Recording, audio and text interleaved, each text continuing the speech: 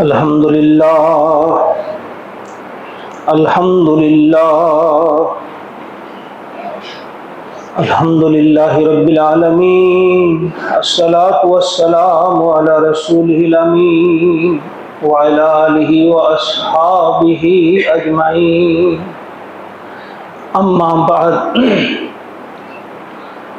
فقد قال اللہ عز وجل: اعوذ باللہ السمیع العلیم من الشیطان الرجیم، بسم اللہ الرحمن الرحیم، ولا تقولوا لمن يقتل في سبيل الله اموات بل احیاء ولكن لا تشعرون، آمنت باللہ صدق اللہ العظیم، رب اشرح لی صدری ویسر لی امری واحلل عقدۃ من لسانی یفقہوا قولی، رب زدنی علما، ربنا زدنا علما وحلما وفہما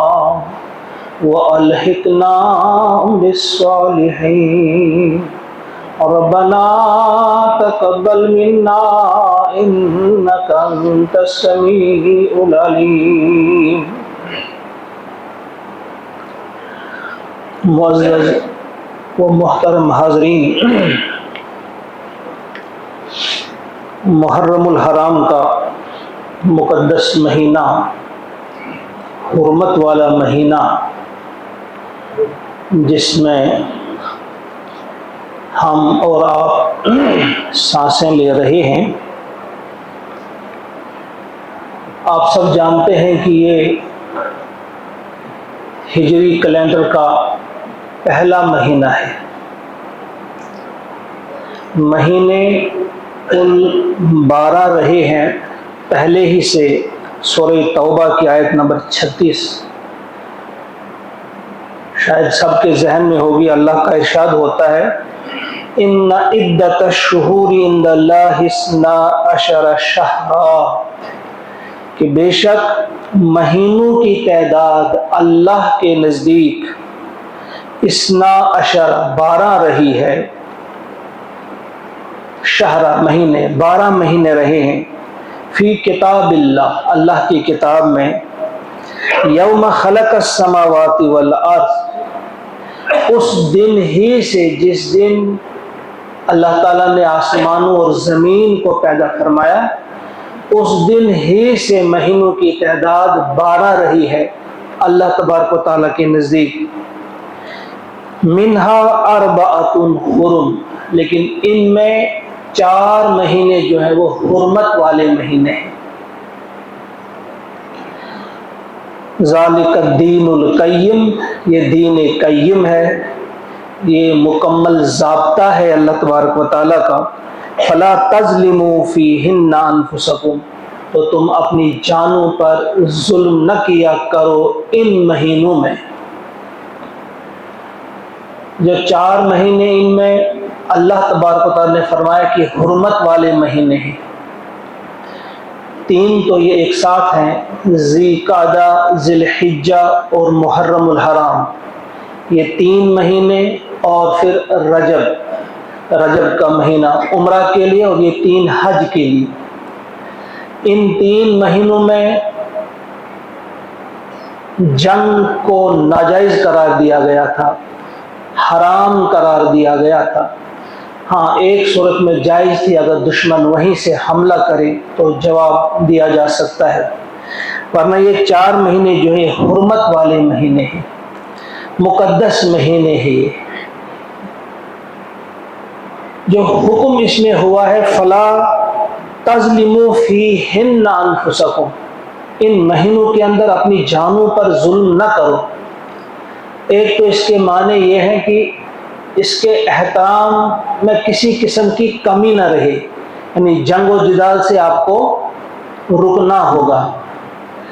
اور مفسرین نے لکھا ہے ظلم سے مراد گناہ بھی ہیں، گویا گناہوں سے بھی بچو ان مہینوں میں۔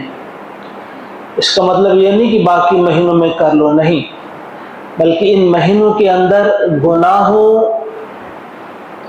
کی جو شدت ہے، یعنی گناہوں پہ جو سزا ملے گی، گناہوں پہ جو ناراضگی ہوتی ہے اللہ تعالیٰ کو، ان مہینوں کے اندر زیادہ ناراض ہوتے ہیں اللہ تبارک و تعالیٰ۔ جس طرح سے کچھ خاص مقامات ہوتے ہیں اور کچھ خاص اوقات ہوتے ہیں جن کی ایک خاص قدر ہوتی ہے اللہ تعالیٰ کے نزدیک۔ مثلا کوئی بھی گناہ کریں گے آپ، اللہ کو پسند نہیں آئے گا، اللہ کی نافرمانی کریں گے آپ، اللہ کو پسند نہیں آئے گا جہاں بھی آپ کریں، لیکن وہی گناہ کا کام، وہی بےہودہ یا بے حیائی کا کام آپ مسجد کے اندر کریں گے تو گناہوں کی شدت بڑھ جاتی ہے، اور وہی گناہ آپ بیت الحرام میں کریں تو اور زیادہ اس کی شدت بڑھ جائے گی، اس پر اور زیادہ سخت عذاب کے مستحق وہ لوگ ہو جائیں گے جو ایسا کریں گے۔ اسی طرح سے کچھ مہینے رکھیں، اس کو بھی محرم الحرام کو بھی اللہ کے نبی علیہ الصلوۃ والسلام نے فرمایا ہے یہ شہر اللہ ہے۔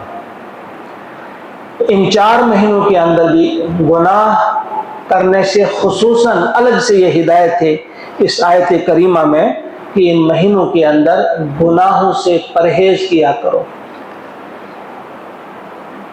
محرم الحرام اس کو پہلا مہینہ قرار دیا گیا ہجری سال کا۔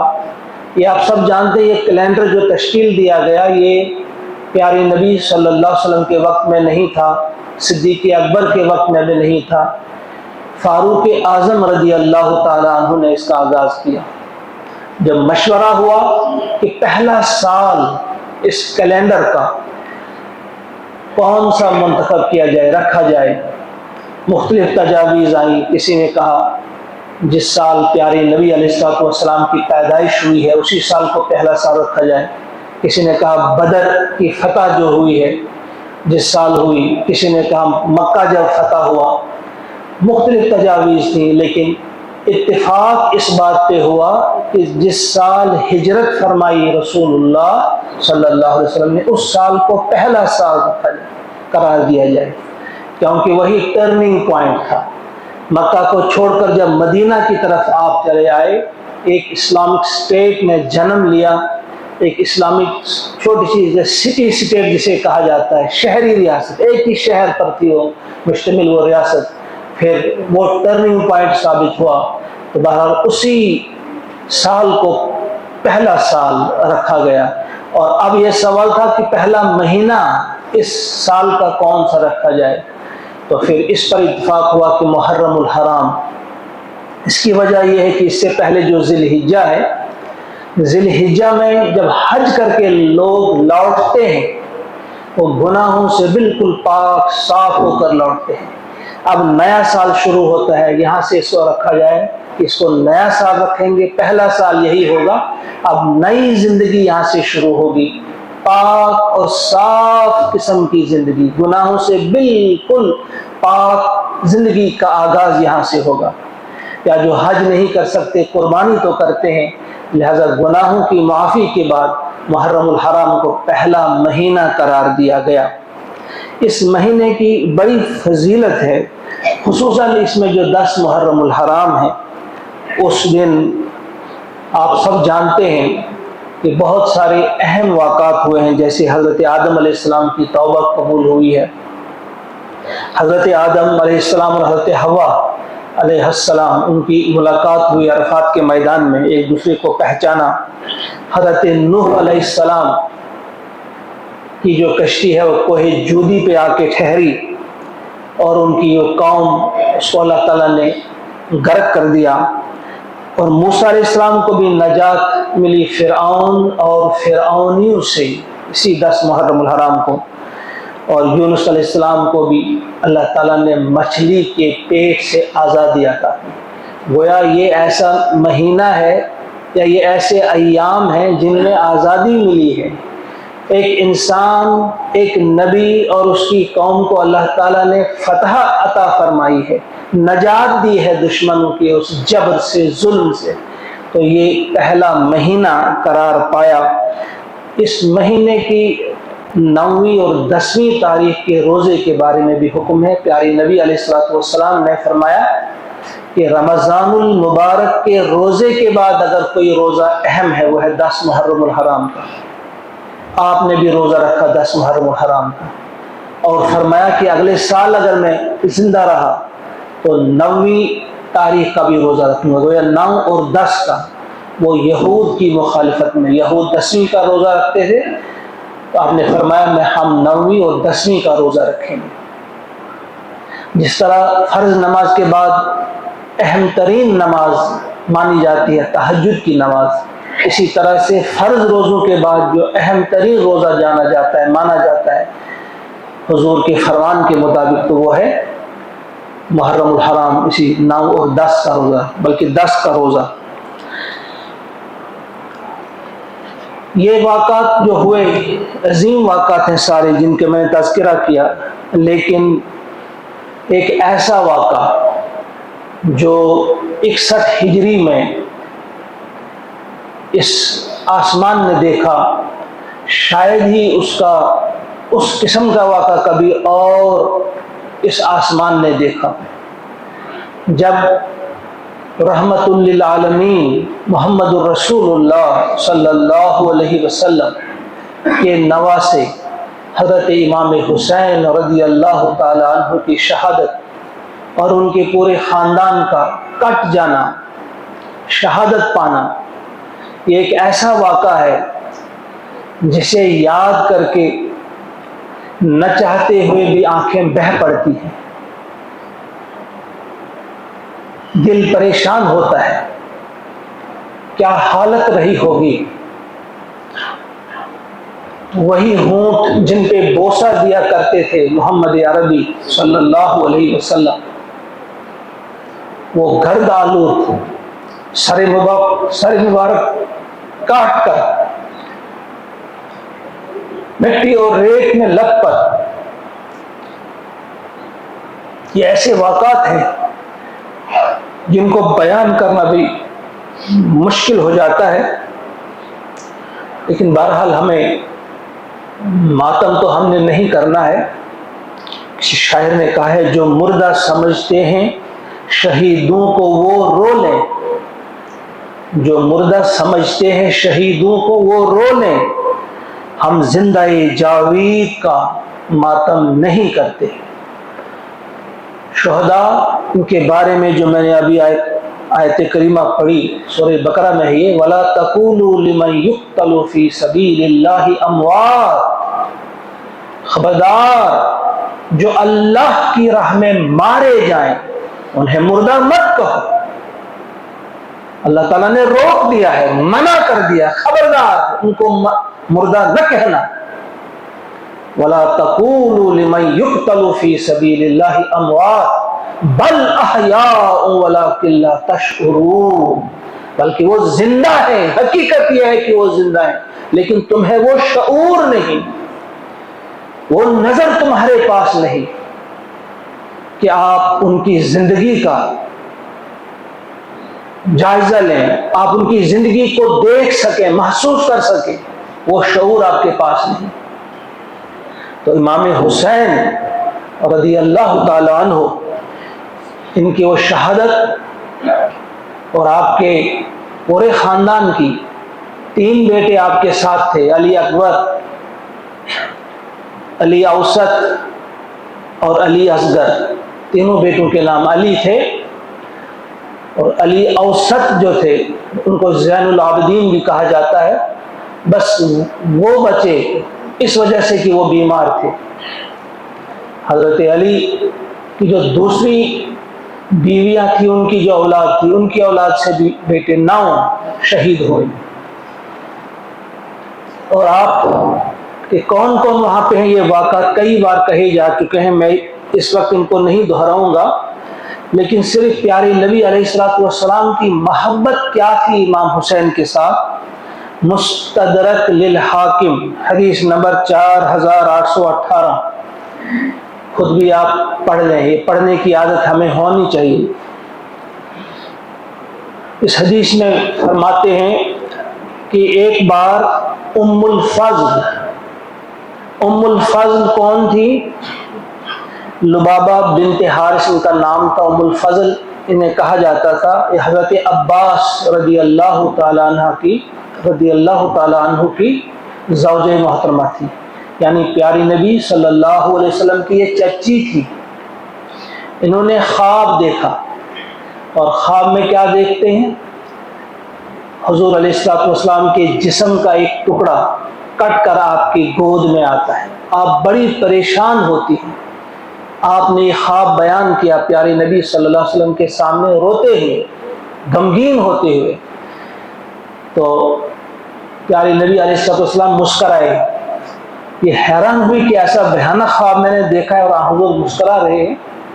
تو پیارے نبی نے فرمایا یہ برا خواب نہیں ہے، انشاءاللہ فاطمہ کے ہاں بیٹا پیدا ہوگا اور اسے تم اپنی گود میں لوگے۔ اور ایسا ہی ہوا، ام الفضل کی گود میں ہی وہ زیادہ پلا آپ ہی کے پاس۔ اسی حدیث پاک میں آگے ہے کہ ایک دن ایسا ہوا کہ ام الفضل کی گود میں وہ بچہ تھا، آپ نے پیارے نبی صلی اللہ علیہ وسلم کی گود میں دیا۔ جب حضور نے گود میں لیا تو آپ کی آنکھیں بہہ پڑی، آپ روئے۔ ام الفضل نے پوچھا کیا بات ہے، آپ کیوں رو پڑے؟ تو آپ نے فرمایا کہ جبریل امین میرے پاس آئے اور انہوں نے مجھے اطلاع دی، مجھے یہ خبر دی کہ آپ کے اس بیٹے کو آپ کی امت شہید کرے گی۔ ایک نقطہ ہے یہاں پہ، ذرا سوچئے، اللہ تبارک و تعالیٰ جو سب سے زیادہ محبت پیارے نبی صلی اللہ علیہ وسلم سے کرتے ہیں، امام الانبیاء سے کرتے ہیں۔ امام الانبیاء دعا کر سکتے تھے، التجا کر سکتے تھے اللہ تعالیٰ سے کہ اسے شہادت نصیب نہ ہو، اسے اور زیادہ لمبی عمر ملے، نہیں، آپ نے نہیں کی۔ کیوں؟ اس نقطے کو سمجھنا ہے کہ حضور کے نزدیک اس دنیا کی اہمیت کیا تھی۔ آپ کا دل رویا اس بات پہ کہ عقل کے اندھے لوگ کیسے ہوتے ہیں جو حق اور باطل میں فرق نہیں کرتے، یا جنہیں سمجھ آتی ہے حق کیا ہے باطل کیا ہے، لیکن اس کے باوجود کسی گھٹیا مفاد کے لیے، کسی معمولی فائدے کے لیے وہ حق کو چھوڑ دیتے ہیں، اللہ کو ناراض کر دیتے ہیں، اور اللہ کے دشمن ابلیس اور شیطان کو خوش کر دیتے ہیں۔ پورا واقعہ آپ کے سامنے ہے، وہ کس طرح سے ان لوگوں نے اللہ تبارک و تعالیٰ کو ناراض کیا، اللہ کے نبی علیہ السلام کو ناراض کیا۔ یہ ام الفضل کا واقعہ۔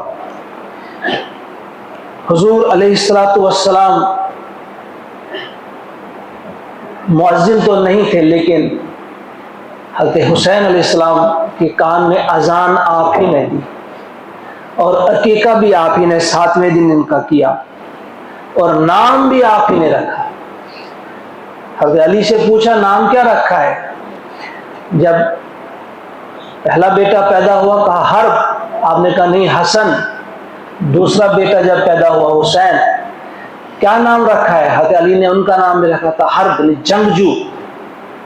جب تیسرا بیٹا پیدا ہوا محسن جن کا نام ہے، کہا کیا نام رکھا ہے؟ حضرت علی نے کہا حرب، لیکن پیارے نبی نے فرمایا محسن۔ حسن، حسین اور محسن آپ نے نام رکھے تھے۔ جامع ترمذی میں ہے، حضرت اسامہ بن زید رضی اللہ تعالیٰ عنہ فرماتے ہیں کسی کام سے مجھے جانا پڑا پیارے نبی صلی اللہ علیہ وسلم کی خدمت میں، نے دروازہ کھٹکھٹایا، دروازہ کھولا گیا، اندر سے حضور علیہ السلام آئے، کچھ اوڑھے ہوئے۔ یہ شام کا وقت ہے، میں نے پہچانا نہیں یہ کیا ہے۔ جب میں نے ان سے بات کی، اس کے بعد میں نے پوچھا یہ کیا ہے، تو آپ نے وہ کپڑا ہٹایا، تو یہ دونوں بچے ان کی پیٹھ پہ تھے، حضرت حسن اور حضرت حسین۔ اور اس وقت آپ نے یہ دعا کی اللہم انی احبہما، اے اللہ میں ان دونوں سے محبت کرتا ہوں، فَأَحِبَّهُمَا، اے اللہ تو بھی ان دونوں سے محبت کر، وَأَحِبَّ مَن يُحِبُّهُمَا، اور ان لوگوں سے محبت کر جو ان سے محبت کریں۔ اللہ کے نبی کی یہ دعا آپ کے لیے، ہم سب کے لیے، ہم میں سے ہر اس شخص کے لیے ہے جو محبت کرنے والا ہو حضرت حسن، حضرت حسین رضی اللہ تعالیٰ عنہما سے۔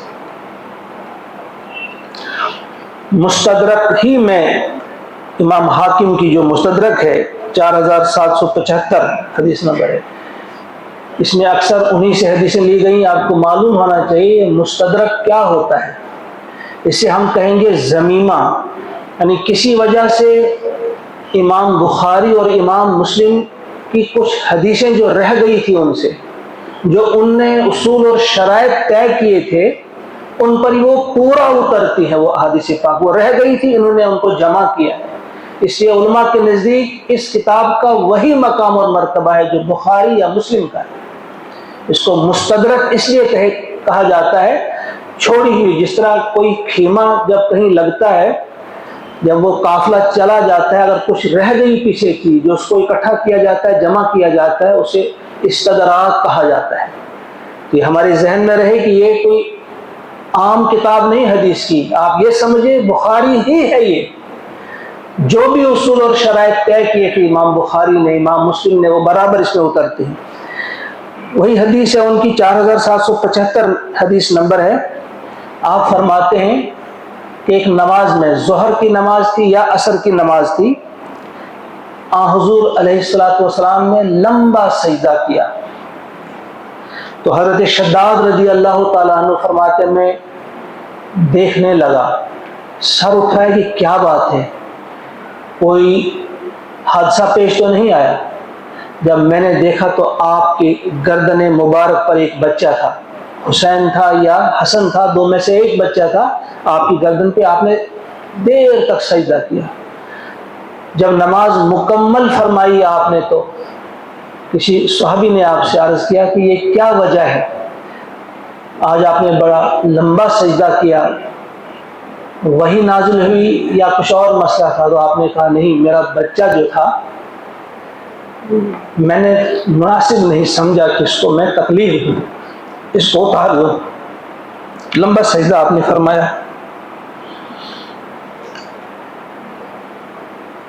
پچھلے جمعہ پہ یا کچھ روز پہلے میں نے ایک غالباً عید الاضحیٰ کے موقع پہ میں نے کہا تھا کہ حضور علیہ السلام کا یہ معمول تھا، بخاری شریف کی حدیث ہے 3371 نمبر، کہ آپ یہ کلمات پڑھ کر دم کیا کرتے تھے دونوں بچوں کو، اعیذکما بکلمات اللہ التامہ من کل شیطان وہامہ ومن کل عین لامہ۔ اور آپ فرمایا کرتے تھے کہ یہی الفاظ حضرت ابراہیم علیہ السلام پڑھ کر پہلے اسماعیل علیہ السلام کو بھی دم کیا کرتے تھے، اور اس کے بعد حضرت اسحاق علیہ السلام کو بھی دم کیا کرتے تھے۔ اس دن میں نے کہا تھا آپ سے کہ آپ بھی ضرور اپنے بچوں کو نظر بد سے محفوظ رکھنے کے لیے، زہریلے جانوروں سے بچانے کے لیے اور شیطان کے شر سے بچانے کے لیے یہ انتہائی اہم دعا ہے، یہ پڑھ کر آپ دم کیا کریں بچوں کو۔ تو حضور علیہ السلام اپنے ان دونوں بچوں کو دم کیا کرتے تھے یہ الفاظ پڑھ کر۔ ایک اور واقعہ وہ بھی آپ نے کئی بار سنا ہے، ترمذی کی یہ حدیث ہے 3774 نمبر۔ خطبہ دے رہے تھے آپ، اور خطبے کے دوران یہ دونوں بچے آتے ہیں، چھوٹے چھوٹے تھے، سرخ قمیضوں میں یہ ملبوس تھے، سرخ قمیضیں پہنے ہوئے، یہ گرتے تھے پھر اٹھتے تھے، چھوٹے بچے تھے۔ تو آپ نے خطبہ چھوڑا، ان دونوں کو اٹھا کر لے آئے۔ یہ محبت کا عالم، کسی صحابی سے آپ کہہ سکتے تھے اشارہ کر کے ان کو لے آؤ، لیکن کہا نہیں، خود ہی جاؤں گا۔ یہ محبت تھی، خود ہی اترے، خطبہ یہیں پہ رکھا، چھوڑا اور دونوں کو لے آئے، ایک کو دائیں طرف ایک کو بائیں طرف بٹھایا۔ اور پھر اس وقت آپ نے قرآن مقدس کی ایک آیت کے الفاظ کہے کہ سچ فرمایا ہے اللہ تبارک و تعالیٰ نے، انما اموالکم و اولادکم فتنہ، بے شک تمہارا مال اور تمہاری اولاد جو ہے یہ ایک آزمائش ہے، واقعی یہ آزمائش ہے۔ اس قسم کے بہت سارے واقعات ہیں، زیادہ آپ کے سامنے نہیں دہرائیں گے، صرف ایک چیز ان تمام واقعات کو سامنے رکھ کر کیا کیا جاتا ہے آج کل اکثر کہ محبت کا دعویٰ کیا جاتا ہے، رویا جاتا ہے، رلایا جاتا ہے، لیکن اس کا جو مقصد ہے اس کی طرف کوئی نہیں آتا۔ یہ ایسی مثال ہے، کسی شخص کا باپ والد اس کا بیمار ہے، چاہیے تو یہ تھا کہ وہ اس کی تیمارداری کرتا، اس کے علاج کا بندوبست کرتا، وہ بازار میں جا کر تقریر کرتا ہے کہ میرے والد نے مجھ پر فلاں فلاں فلاں احسانات کیے، بہت زیادہ میری مدد کی ہے، مجھے پالا ہے، وہ اتنے اچھے ہیں، بہت زیادہ ان کی تعریفیں کرتا ہے، لیکن کام جو تھا اس وقت وہ کیا تھا کہ والد کی خدمت کر رہی تھی، اس کے علاج کی فکر کرنی تھی۔ آج ہم اکثر آپ دیکھیں گے امام حسین کا تذکرہ ہوتا ہے، آج گھر گھر تذکرہ ہوتا ہے، مسجدوں میں ہوتا ہے، خانقاہوں میں ہوتا ہے، رویا اور رلایا جاتا ہے، لیکن وہ مقصد جس کے لیے انہوں نے اپنی جان کا نذرانہ پیش کیا، آج بھی یہ دین ہم سے مطالبہ کرتا ہے، اس کی ہمیں کوئی فکر نہیں۔ اصل بات یہ تھی کہ امام حسین رضی اللہ تعالیٰ عنہ جب آپ نے دیکھا کہ اس دین کا حلیہ بگاڑا جا رہا ہے، اس دین کو پلیوٹ کیا جا رہا ہے، اس میں کچھ چیزیں ملائی جا رہی ہیں، اس کی کچھ چیزیں نکالی جا رہی ہیں، اس کے حلیے کو ہی بگاڑا جا رہا ہے، آپ نے کہا ہمارا جینا ضروری نہیں، ہماری زندگی اہم نہیں، دین اہم ہے۔ آج بھی آپ اللہ کے فضل سے کچھ ملکوں کے سربراہوں سے یہ بات سنتے ہیں، جس طرح ایران کے سربراہ نے کہا کہ ہمارا رہنا ضروری نہیں، دین کا رہنا زیادہ ضروری ہے۔ انہوں نے یہ بات کہی، امام حسین رضی اللہ تعالیٰ عنہ وہ اس بات کو سمجھتے تھے کہ دین کی کیا اہمیت ہے، دین کے مقابلے میں ہماری جان کچھ بھی نہیں۔ آج ہم اپنی زندگیوں پر ذرا دیکھیں، امام حسین سے محبت کرنے والے اپنے آپ کو دیکھیں، رشوت میں ہم لت پت، جھوٹ میں ہم لت پت، بے ایمانی اور بددیانتی میں ہم غرق، نفرت، بغض اور عداوت ہمارے دلوں میں کوٹ کوٹ کر بھری ہوئی ہے۔ کیا ہم نے دین کو بدنام نہیں کیا؟ کیا ہم نے دین کا حلیہ نہیں بگاڑا؟ ہمارا کام کیا تھا؟ ہمیں کہا تھا اللہ تعالیٰ نے اخرجت للناس، تمہیں میں نے اس لیے نہیں بھیجا تھا کہ تم اچھے اچھے مکان بناؤ، عیش کرو، کھاؤ پیو، نہیں، میں نے تمہیں لوگوں کے لیے بھیجا تھا، میرا پیغام تم نے لوگوں تک پہنچانا تھا۔ ہم کیا پیغام پہنچا رہے ہیں؟ ہمارا کریکٹر کیا بول رہا ہے؟ ہمارا کردار دیکھ کر وہ سمجھتے ہیں کہ دین کیا ہے۔ ہم نے دین کی صحیح تصویر پیش نہیں کی، ہمارے شب و روز کو وہ دیکھتے ہیں، کوئی فرق ہی نہیں، ایمان والا ہے یا کوئی بے ایمان ہے، ایک جیسی زندگی ہے، ایک جیسی زندگی۔ اگر آپ دیکھیں گے جو تحقیق کی گئی ہے کہ اسلام کے اصولوں پہ کہاں زیادہ عمل ہوتا ہے، آپ کو ملے گا ٹاپ پر جو لسٹ تحقیق کے مطابق سوئٹزرلینڈ میں آپ نے دیکھا ان کو، انہوں نے اس اعتبار سے دیکھا تھا کہ ان کی دیانت داری اور امانت داری کے حساب سے جو اسلام کے اصول ہیں، 34ویں نمبر پہ کوئی اسلامی ملک آیا، اس میں 34 نمبر، پہلے نمبر پہ سوئٹزرلینڈ آیا۔ اور ایک اور شخص نے بھی جو تحقیق کی، اس نے پہلا نمبر مسلمانوں کو دیا، لیکن اس نے کس اعتبار سے دیکھا؟ اس نے ریپ کیسز کے اعتبار سے، یعنی بے شرمی اور بے حیائی یا قتل کے اعتبار سے جب دیکھا، اس اعتبار سے مسلمانوں کا گراف اوپر تھا، لیکن ایمانداری، دیانت داری، اس اعتبار سے کسی اور ملک کا تھا. ہم نے یہ دیکھنا ہے کہ ہم کیا تصویر پیش کرتے ہیں، اسلام کی کون سی تصویر ہم نے پیش کی اپنے بھائیوں کے سامنے. ہم دعا کرتے ہیں اللہ تعالیٰ سے کہ ہم سب کو توفیق عطا فرمائے کہ ہم صرف محرم الحرام